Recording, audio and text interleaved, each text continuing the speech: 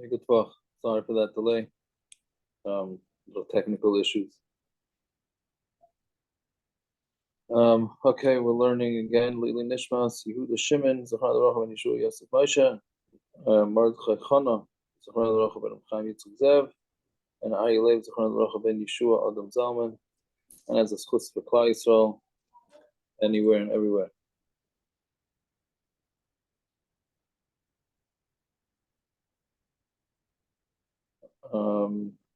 Okay, so I think this will be the last shir on Amir La'akam on Shabbos, and then next week, Rez Hashem, we'll go on to Akum Shilas in the house and like babysitters and that type of thing, cleaning ladies, babysitting, etc. Okay, so before we get to the main thing I want to discuss is the most common shaila that comes up, which is getting packages delivered to you on Shabbos from Amazon or from any other website, and sending packages out on a Friday, and those type of shilas. But before we go there, let's just the shaila that came up this Shabbos, obviously, snow on Shabbos. Can you have a guy shovel your snow? So it's pashut that you could have a guy shovel your snow on Shabbos. Most places can hold that snow that fell on Shabbos. Everybody holds snow that fell before Shabbos is not muktzah. Most places can hold that snow that fell on Shabbos is not muktzah. Rav Moshe Feinstein held that snow that falls on Shabbos is muktzah, which seems to be the accepted psak in America, being that Rav Moshe Feinstein was America's Rav. So it seems like most in America go with that. However, to ask a guy to shovel for you is certainly not a problem. The only thing is you cannot hire the guy on Shabbos. That's not allowed, right? Because like we said last week, you can't do an actual hiring, talk about money, etc., etc. You can basically, if you have a guy that you know, you can tell the guy, shovel for me, and with an understanding. Whether you could say, shovel for me and I'll take care of you, I'm not so sure you could do that or not, but you can certainly like wink or something like that, and that would be okay.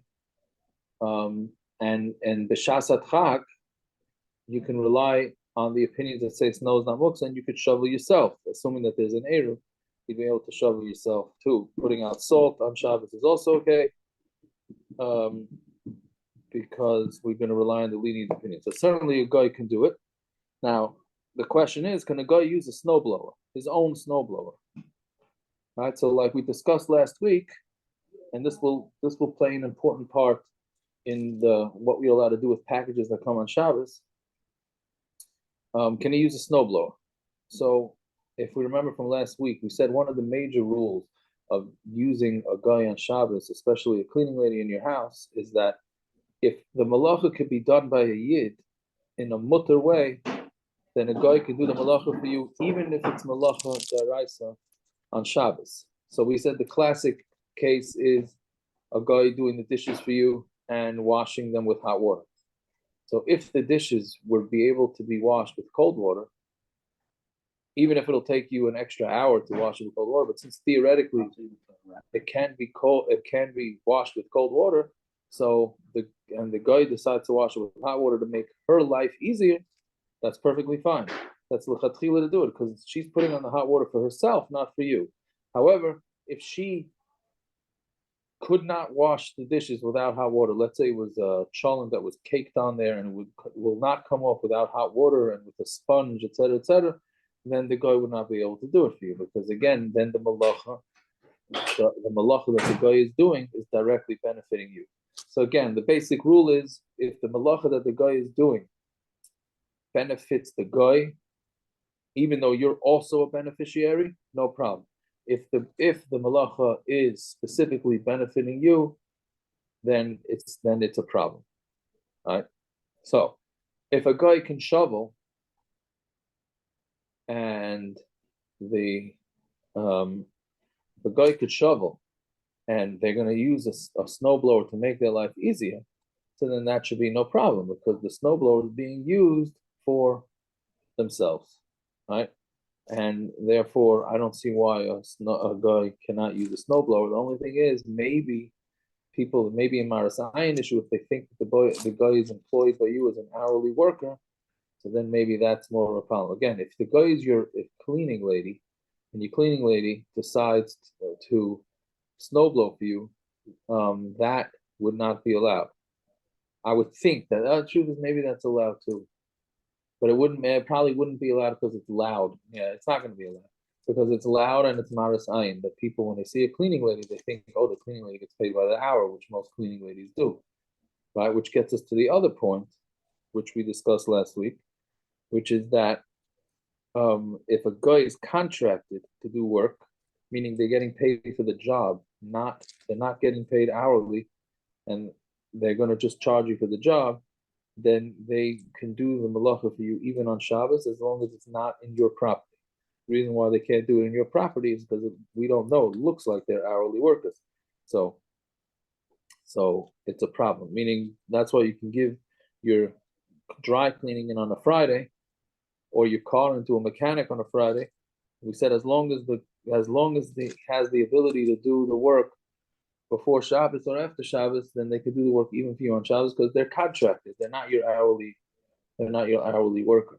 So therefore it would be allowed. I hope this is clear. If it's not clear, just post that you need me to review it, and we'll review it.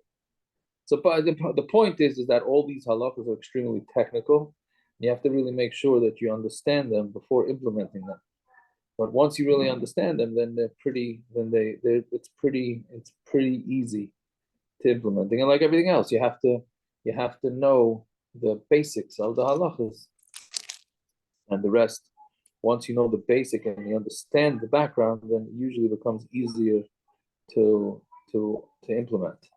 So now I said last week that to mop the floor is a problem because there's no real mutter way to mop the floor. Again, like we said, a cleaning lady or any guy can wash your dishes with hot water because theoretically they could wash the dishes with cold water. The hot water is helping them out, helping them finish it faster, right?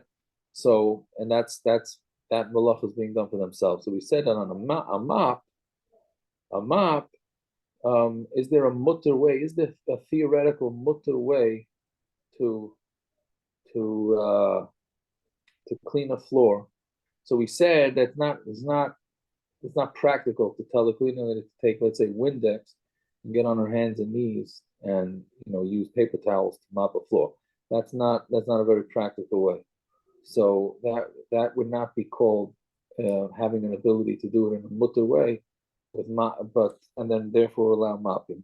However, today in Shul, I was next to a sefer from Rav Simcha Bunim Cohen, an excellent sefer on Hilchos Shabbos from Art Scroll. I think Shabbos Kitchen it's called. There's a new expanded edition. So it was next to my seat, and I looked it up to see what he says, and he comes out and he says that you are allowed to mop. A guy would be allowed to mop on Shabbos because basically they can just run water across the floor and use a squeegee mop or something like that. Even if it seems like he doesn't differentiate whether you actually have a squeegee mop in your house or not. So he says it, and then there's also another book that I looked up from Rabbi Neustadt, who brings it as a disagreement, but he also leans more towards that it would be allowed to ask a guy to mop for you on Shabbos. So therefore, I am going to. I mean, in the old days, I don't think maybe they didn't have that option or something like that. Either way, there's plenty what to rely on to be able to ask a guy to mop for you on Shabbos. So I hope that that's a new kula that can come in handy for everybody. Okay, so now first let's discuss sending mail on Friday. Can you send out a mail on a Friday? So regular mail, I don't know if we mentioned this. No, you don't have to hint. We said that you can tell them, I need you to clean the floor. If they decide to mop it, then fine. As long as they have a theoretical way to do it, which the poskim are saying that there is, you can just throw water across the floor and do it that way. So therefore they can mop. So now shipping on Friday. So can you overnight? So regular shipping is for sure mutter. You put it to the mailbox on a Friday, it's for sure okay. They're contracted, you're paying them whatever the price of the stamp is, you're paying them to get it done. They could theoretically pick it up on Friday and bring it to wherever they want on Friday. They choose not to pick it up till Shabbos morning. That's for their convenience. It's no problem to mail anything on a Friday. The reason why some people from previous generations say that you can't mail on Friday, from what I understand, is because back then there were a lot of Yidden that worked in the post office. So a Yid, you can't ask, if you know a Yid is going to do malacha, then you have to try and make sure the Yid doesn't do malacha, and you can't benefit from a Yid's malacha. But a guy is doing malacha for you totally on their own, so then that's allowed. But what about overnight shipping on Shabbos? Can you overnight something? I don't think it's so negay, so I don't want to spend that much time on it. Can you overnight something on a Friday? So really, if you overnight something and it's supposed to get there Saturday morning before 12 or whatever guaranteed delivery, then you're asking them to actually work for you on Friday. So it's certainly better not to do it. But if it needs to be there, if something needs to get there on Shabbos, so then it would be mutter to do it using a combination of heterim. First of all, and obviously if you're going to have to overnight it, bring it to the post office or the FedEx or the UPS as early in the day as possible. Because theoretically, and this is an important point to understand about also the receiving packages, theoretically, they can take that package. You brought the package, let's say 10 o'clock in the morning on a Friday, and you're overnighting the package to, let's say, Washington, D.C., which is a 4-hour drive. You're paying them $20, $30, whatever the cost is to overnight. They could theoretically take it at 10 o'clock in the morning, and they can be in Washington, D.C. by 2 o'clock in the afternoon, no problem. They choose to take it later that night or the next day. That's for their convenience because they wait for all the packages to come, so they don't have to keep sending a specific driver. So really, they're doing that malacha for you. They're doing the malacha for themselves, not for you. Right? That's one heter. So again, that heter won't work if you bring it an hour before Shabbos, obviously, unless you're overnighting to Manhattan from here. That would be okay. Another reason is that there's something called Amira La Amira. Amira La Amira is that you say from one, if you give it to one guy and that guy gives it to another guy, who gives it to another guy down the road, meaning as long as it's one guy telling it to do to another guy, there are those that are makel on that. So that's exactly what's happening. When you give it into the post office or the FedEx, you're giving it to one guy. That guy's not delivering for you. They're giving it to another guy who's giving it to another guy. So that's also a reason to be matter. And there's there's plenty what to. Again, if you're going to overnight, it's not lechatchila to overnight. If you decide or you need to overnight, then do it as early in the day as possible. And if not, then and it's very necessary, then it's mutter for combinations of reasons. Regular mail, I don't think it makes a difference. So you put it into the post office. If the pickup, I think around here is 9:30 in the morning from the mailboxes. So if you miss that pickup, it's not gonna make a difference what time of the day you bring it. So even though theoretically they could pick it up whenever they want, so there it doesn't make much of a difference. Because it's not in a rush. You're not asking it specifically to get there on Shabbos. So that's not a problem. So that's with sending packages. Now the big one is the receiving packages. And then with this, we see how technology and situations can change the halacha. Because if you ask most people say that you cannot accept the package if they leave it on your porch. You can't bring it in on Shabbos, and you certainly can't use it on Shabbos. And we're basically going to discuss and say that you can bring it in on Shabbos, assuming it's not moksa. Not only can you bring it in on Shabbos, you could even use it on Shabbos, depending on the situation. Okay. So now, one thing before we go with the receiving the packages, let's discuss ordering. Can you order a package on a Friday or a Thursday or a Wednesday that's going to be delivered on Shabbos, right? So we just said that you're not even supposed to overnight something that's supposed to get to its destination on Shabbos. You should not order something to be delivered to you on Shabbos. That's 100% pashut. You shouldn't do that. However, what happens if it's just the default shipping? Right? Let's go with Amazon. Right, so you have Amazon Prime, which many people have, and you go on there on a Thursday, and it says, okay, the default shipping is that it's going to come on Shabbos. So if that's the default shipping, then the place that I've spoken to about it said that that's fine. You're allowed to do that. As long as it's the default shipping, that means you're not really asking for it to come on Shabbos. That's just the way they work it. So you can do that. You should not change it to come on Shabbos. Meaning, if it says it's going to come Sunday, but you have an option to switch it that it can come on Shabbos, you should not do that because then you're asking him to do it on Shabbos. If it shows up on Shabbos anyways, then it's going to be okay. Meaning, if you did it and by mistake you did it and you called for it, it's still going to be mutter to use, but you shouldn't lechatchila do it. So again, if it's the default shipping, it's 100% mutter. Just let the default go.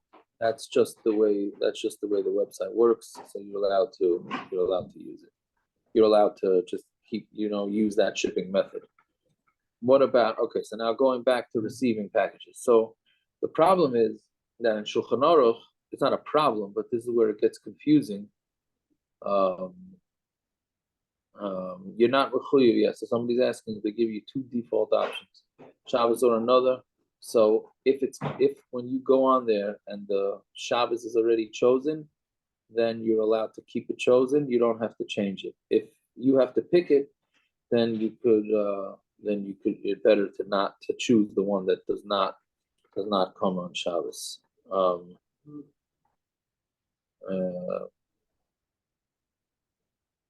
Yes, I'm not sure what you're saying. So Shabbos delivery could be any time before 9 p.m.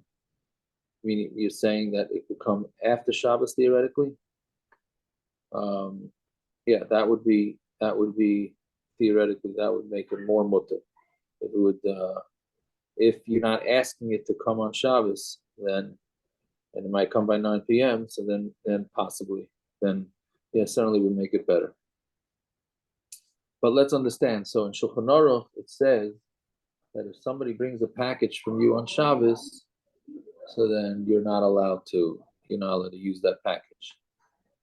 So how can we say that it's mutter to use that it would be mutter to take a package and open it? So we have to understand that the way it was in Shulchan Aruch times is they did not have UPS and FedEx and the post office.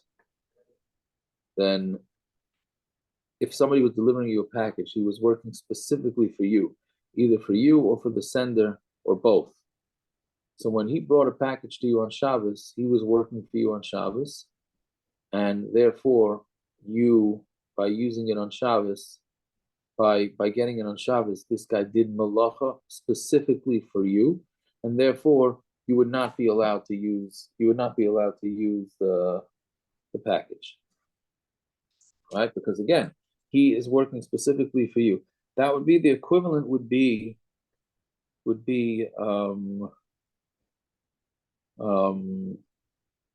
do we call those guys in Manhattan?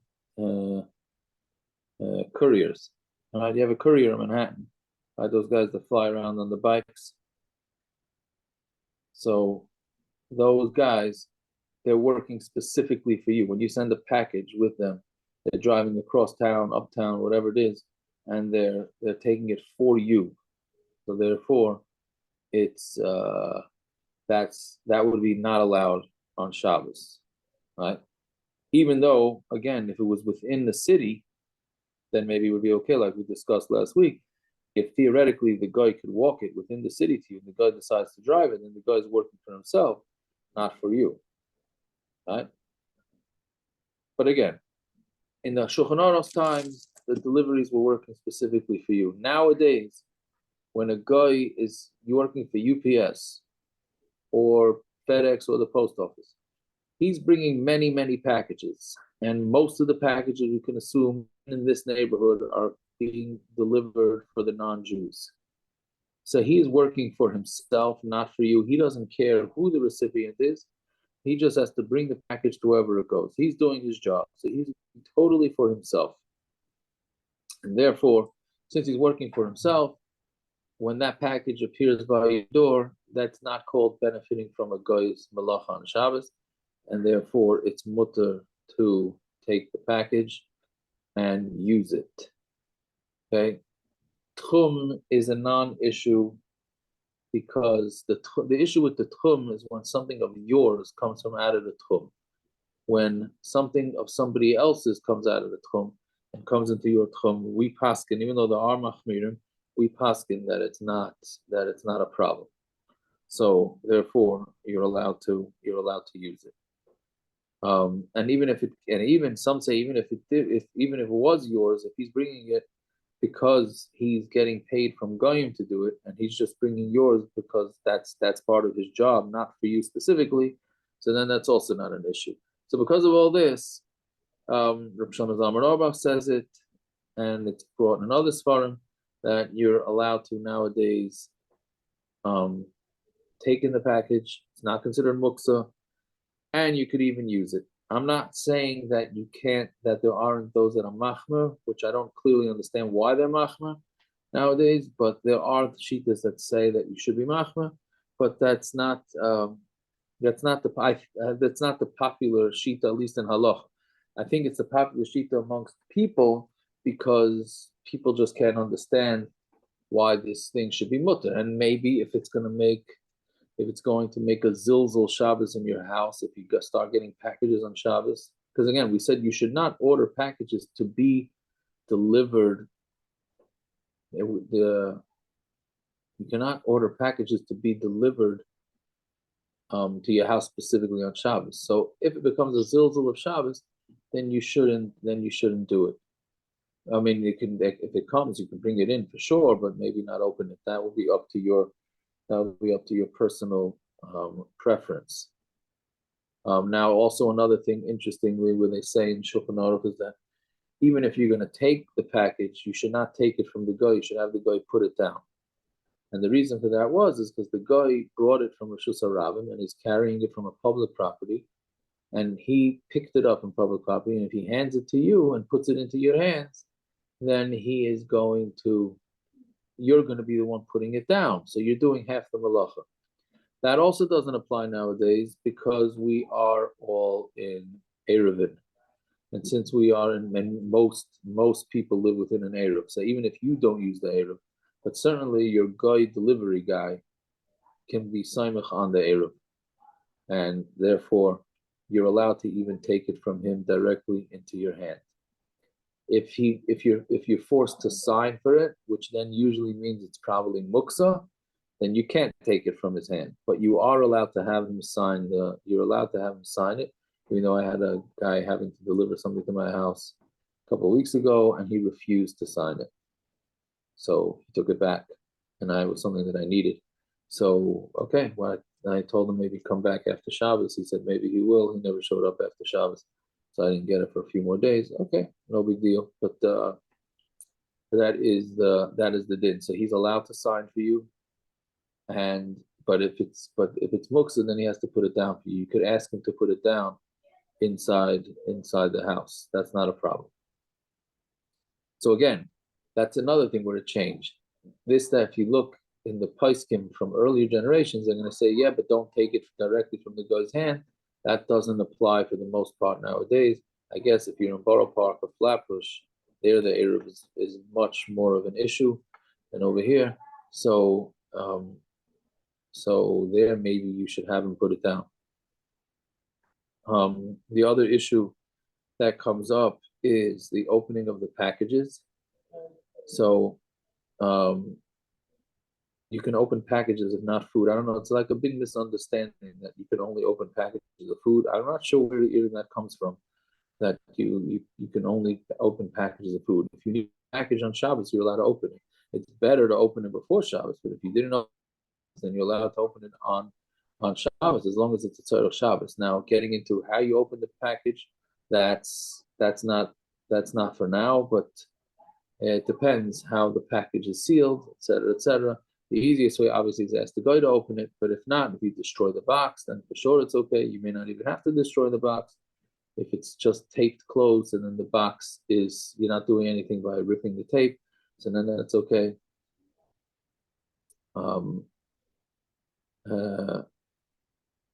Why is Eruv more of an issue in Borough Park? Because we're not going to get into the whole Eruv thing, but according to all the poskim from the previous generation, they said you're not allowed to make an Eruv in Borough Park.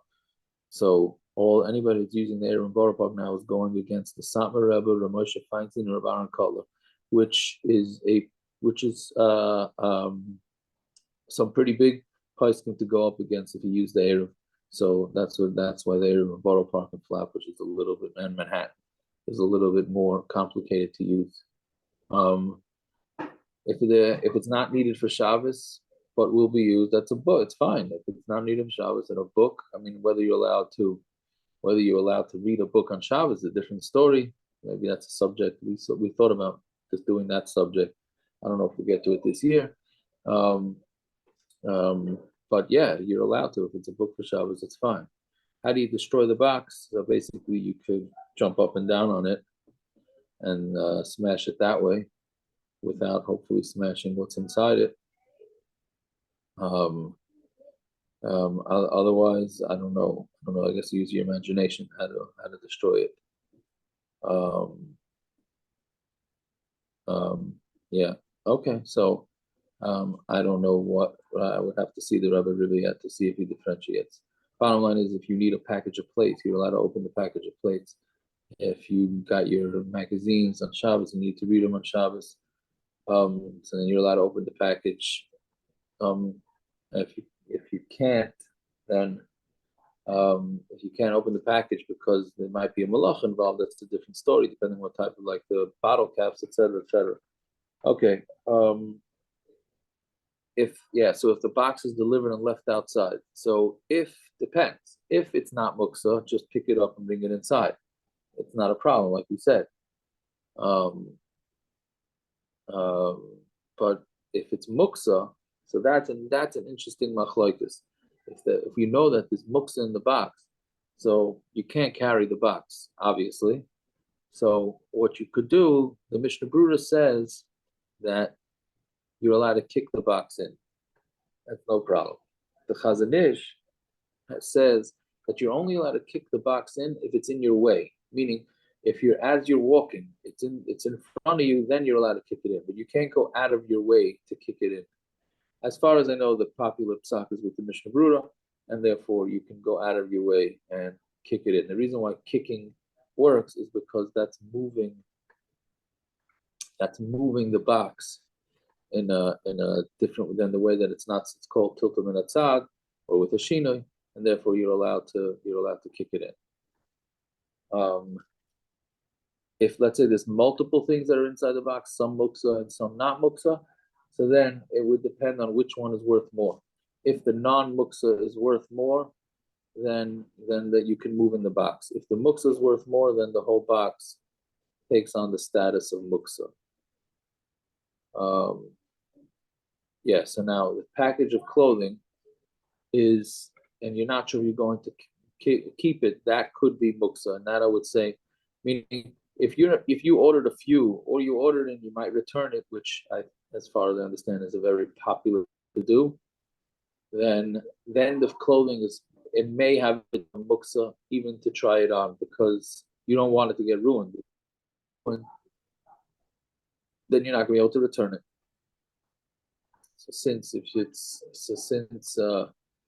gets ruined, you're not going to return it. It becomes muksa machmas chesar and kiss, because you're afraid. You're afraid of you're going to handle it with kid gloves. So therefore, it might be muksa. So trying on clothing is not simple at all on Shabbos. So, but if you know for sure that you're going to use it, or you think you're going to use it, then you can try them on Shabbos. Again, I'm not saying that you should use the clothing or not. You have to decide for yourself. You have to decide for yourself whether it's going to make a zilzal Shabbos. If the kids in the house and they start getting packages on Shabbos and opening it, I could hear that it could become a little bit of an issue on Shabbos. So You have to decide. You have to decide for yourself.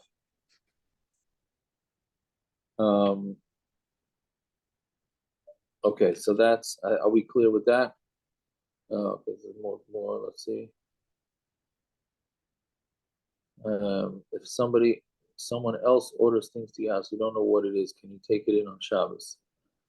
It's a suffix. It's a suffix muksa. I mean, you have to use your imagination. If it's a large box, then it's probably not. I would think it's something not muksa.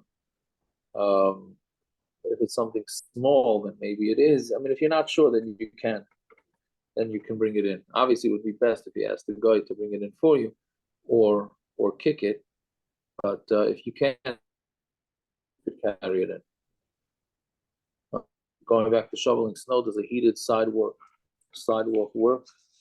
I mean, if it's heated before Shabbos, so then I don't see what the problem should be. Meaning, you're asking a guy to turn on the heated. I don't know how heated sidewalks work.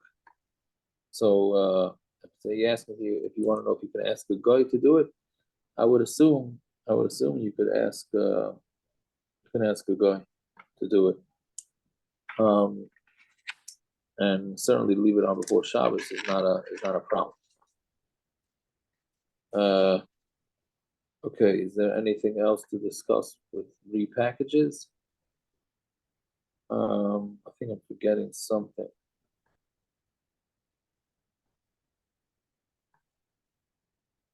Oh, another common question with the packages on Shabbos is if an airline loses your luggage. If an airline loses your luggage, then they want to bring it on Shabbos. So the question is, can you use it on Shabbos? So there, a lot of times the airline is bringing it specifically for you. So some place can have more of an issue with it because it's not like a UPS that's driving around bringing packages for everybody. They're working specifically for you. However, first of all, a lot of times it may be in the Tchum already before Shabbos, even though it's your, meaning if it's your, meaning another reason that it's more strict is because it's your suitcase with your belongings that may be coming from out of the Tchum.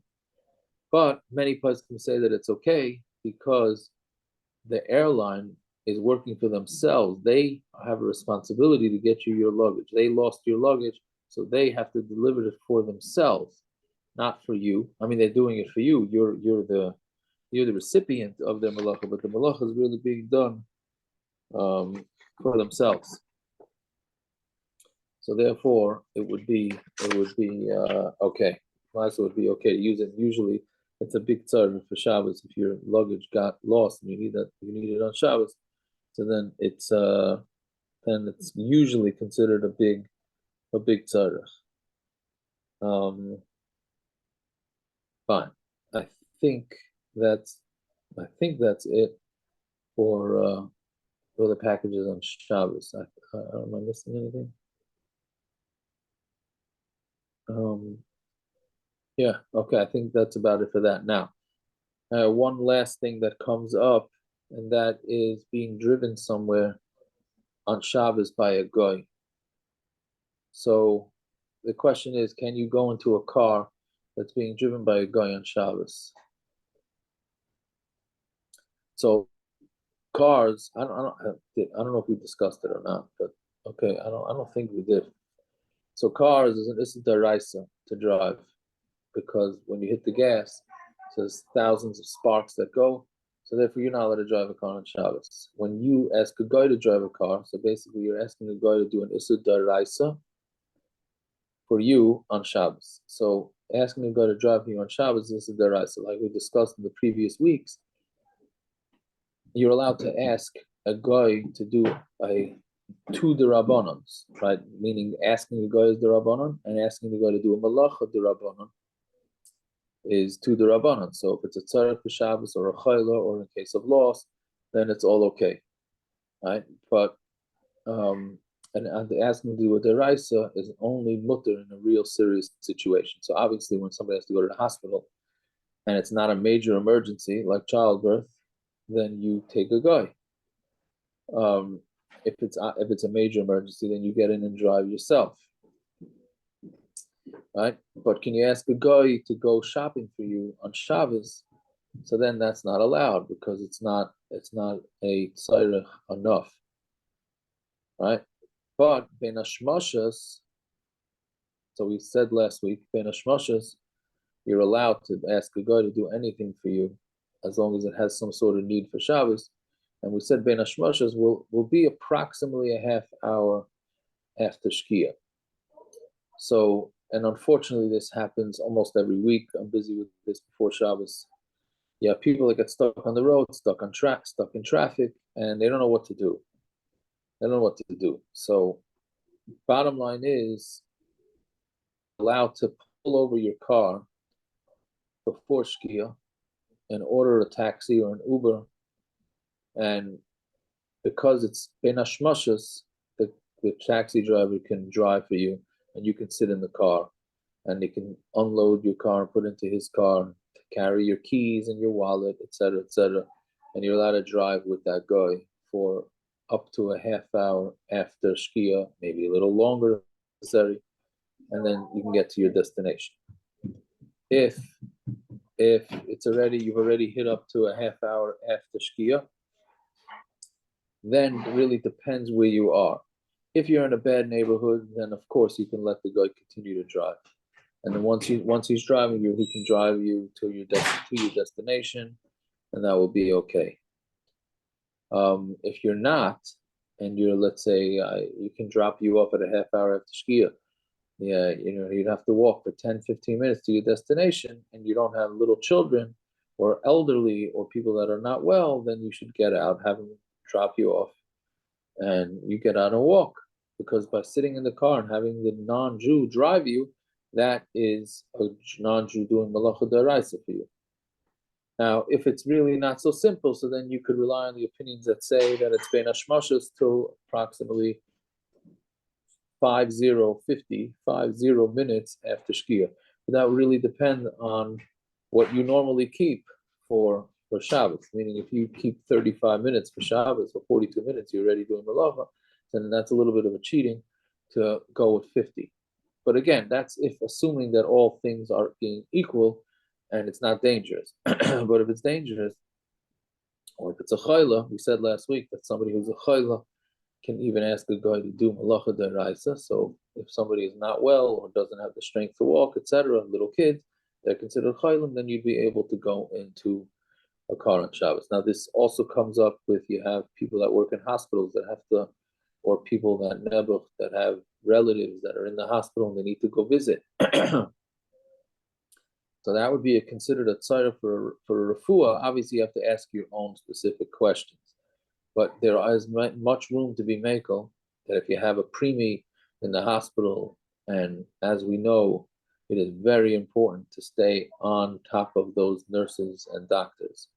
So if it's important enough that you deem that you need to go and get in the car on Shabbos and drive this, so you would not be able to drive yourself. But you would be able to arrange before Shabbos for a guy to come to your house and take you there. Now, going to visit somebody, there's reason to believe that would also be okay. Let's say somebody really is not well, and having guests will really help them get better, or they'll be there to help check on the doctors and the nurses, etc. Then there's makom to allow that too, but you'd have to ask your own specific shayla.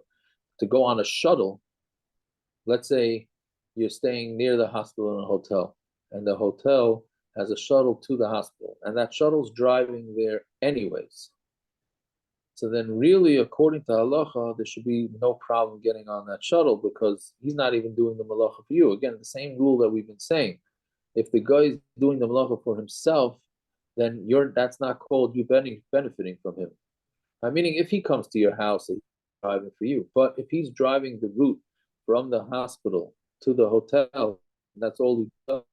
You can hop on, obviously assuming you don't have to pay anything, you could just hop onto that bus and just go. I mean, obviously you have to ask questions you have to ask specific shilas for the situation, but that would be okay.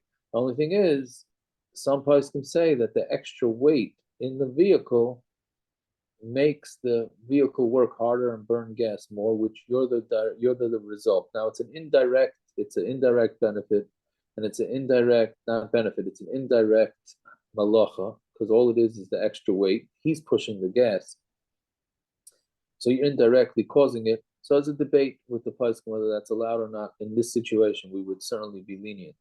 So hopefully this never comes up for people, but it's good to know. Certainly a train would be more mutter to just hop on a train. Now to use an elevator in a hotel, it's the same thing. If the elevator is going to that specific floor, then the only issue you're dealing, and the guy is going to that specific floor, then really it's not a problem. But you cannot have a guy press the buttons for you to go to a different floor.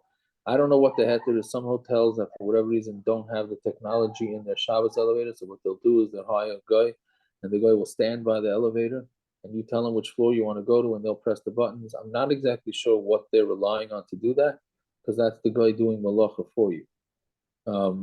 If you just want to hop on a ride with the guy, really it's okay. The only issue you have to deal with is that does the elevator work harder when there's more weight in it? Going down is worse than going up because the elevator has to work hard, because most elevators work with a balance. There's a word for it that's slipping my mind now, but it balances it. So based on the weight, that's how it works. So therefore, going down is worse than going up. But yeah, it's the same. It's the same rule that if the guy is going there anyways, then you could on a ride. Now, the problem is that it's not Shabbosdik, and it can be maras ayin because people think that you're doing something wrong, even though really you're not doing anything wrong. But I had somebody that's in Baltimore that's in a hospital last week, and they have a shuttle that just automatically goes from the Jewish neighborhood to the hospital. I guess I'm assuming arranged by the Rabbanim there, and that's perfectly fine. That's perfectly fine to do. Those that are doctors that get off duty, can they get on a train? Can they get on an Uber that's going anyways? That obviously is in questions to be asked individually. But it's just important to know, to be aware that you do have these options. It would be better to stay in someplace closer to hotels, to the hospital, so you don't have to get into these things. But that being said, if necessary, then there's a lot of coolers, and just to end off with this, the rule, the basic rule to understand is the guy doing the work specifically for you, or is the guy working for himself and he's doing what the malacha he's going to be doing anyways, and you're just hitching a ride. If it's the latter, where he's working for himself, he's going to be doing this drive anyways, so then everything really would be mutter, and you just have to work out exactly how to go about doing it. Meaning, if the door's already closed to the bus, and he has to press a button to electronically open the doors, then that would be more of a problem. You'd have to go onto the bus when the door is already open. Same thing with going into a hospital or to a hotel, and they have electric doors, so then you can wait there until a guy walks in, and then you have to walk right behind them. Now you have to walk in, and the same thing with the elevator. You have to walk very close to them. It might get a little creepy, I don't know, because if you don't walk close to them, then the sensors will then sense that you're there, and then keep it open. So that's also a little bit of an issue. One last thing that I just reminded myself is the going to hotels on Shabbos. So getting an electronic key and asking the guy to let you into your room. That's really asking a guy to do malacha for you on Shabbos. So if you got locked out of your room, so fine, you need a place to sleep. So you could ask the guy to the Rabbanon to be comfortable for Shabbos. That guy doing the Rabbanon, but we don't lechatchila go into Shabbos going to rely on a guy to do this. So I suggest to people, I've done it myself when I was in hotels for Shabbos. I just put a tape over the door and leave the door open. I put my valuables into a safe, and then I just leave the door open. Or sometimes I've stuck a shoe in the door, and then the problem is that security sometimes walks by and then locks your door. If they do that, then they could ask you. Then he asks you to. Then you if he closes the door on you, then you're allowed to go ask him because nobody. He closed the door for himself. Who asked him to lock the door on you? So that's a requirement to open it for you. So again, lechatchila, you should not rely on having a guy open the doors for hotel rooms for you. Getting off at a specific bus stop, the driver opens the door for you. Yeah, so that could be a little bit of an issue, but even then, he's opening the door because that's his job. When he doesn't care that you're a yid or anybody. When he gets to a stop, he has to open the door.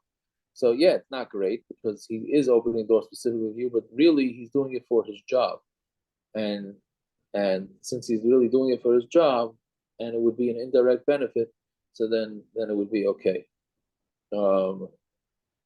Yes, and when you take an Uber, then yes, after Shkia, then they should open the door for you, both to get into the car and to get out of the car, and depending on whether you're in an Eruv, they should also carry your suitcases, and if it's muksa items, then you should have them carry it there. I would say that so with Uber you could pay before you pay on the credit card, but if it's a regular taxi or something like that, I would tell the people that you're going to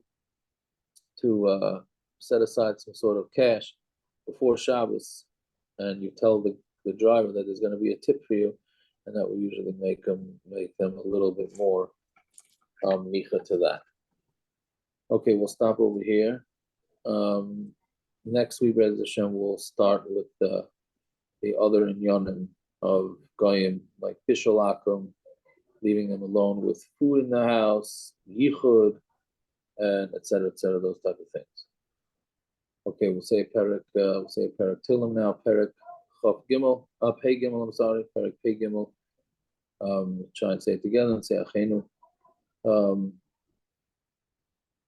Okay, Shimmer Zmal Asaf Elihim Al Damilach Al Techer Ashmal Tishkait El Ki Hinei Ayevecha Yaman Musanecha Nasu Roish Al Amcha Yarim Musad Yisayatu Al Tzvanecha Amru Lechuven Achidem Begoy V'Lei Yizach Hashem Yisrael Ait V'Yayit Zolei Yaakov V'Lechem B'Sichroisim Alei Adam Yishmaelim Hayov V'Agrim Kvol V'Amayin V'Amalek V'Leshes and Yoshvei Tzor Gam Asham Mil V'Inam HaYizraya L'Bnei Leit Sela Haselam Kimidian Kisisra Kiyalam Menachal Kishan Ishvidu V'Indar HaYidon L'Adamah Shisayman Yidivayim Ka'ira V'Kitzayim V'Tzeva V'Tzamuna Kam Tzichem Yashar Amru Nishalanu Yismael Salihim Alei Shisayman Kagalga Kash Lifnei Ruach Kesh Tevar Yor Uchlavat Talahi Taran Kintir Defem Sarechu V'Sefasfa Sevalei Malei Fneim Kam L'Lakshu Shimcha Adonai Yivayshu V'Yivalu Adeya V'Yachru V'Yavedu V'Yedu Ki Ata Shimcha Adonai L'Badecha V'Yoyin Al Kol HaOretz Achinu Kobeis Yisrael Hanasulim V'Tzora V'Shivya I'm the man by Yom Vim by Boshem, the Kenya Rachena Lehem, the Yatim Tzar Levacha, May Fela Laira, Meshiba Legula, Ashtaba, the love is man Kaviv, Amen. We should only hear the Surah Tovas, and everybody should have a good talk, good year.